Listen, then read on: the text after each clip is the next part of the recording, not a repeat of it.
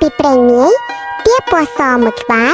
រស់នៅតាមម្នាក់ឯងនៅក្បែរស្រះទឹកដ៏ស្ងប់ស្ងាត់មួយរោមរបស់វាទន់និងភ្លីហើយរៀងរាល់ព្រឹកព្រះអាទិត្យធ្វើឲ្យវាភ្លី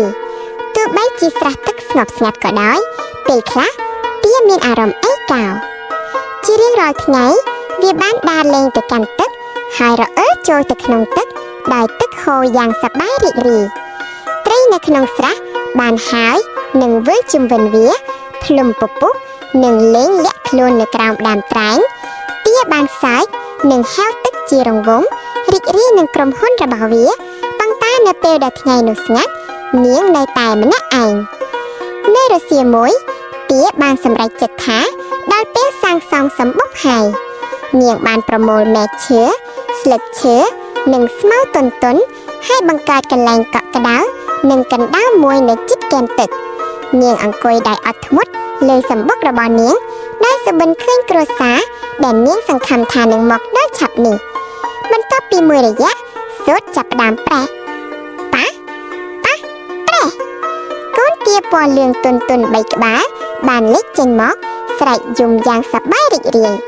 បន្ទាប់មកសូត្រចុងក្រោយមួយបានរងើនឹងប្រេះហើយកូនទាខ្មៅតូចមួយក្បាលបានដើរចេញមកភ្លឺចែងចាំងនិងទន់ដូចយប់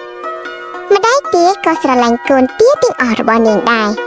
កូនទាបានដើរតាមនាងគ្រប់ទីកន្លែងលេងទឹកដើរលេងនិងរករកប៉ុន្តែថ្ងៃមួយខណៈពេលដែលក្រុមគ្រួសារកំពុងហែលទឹក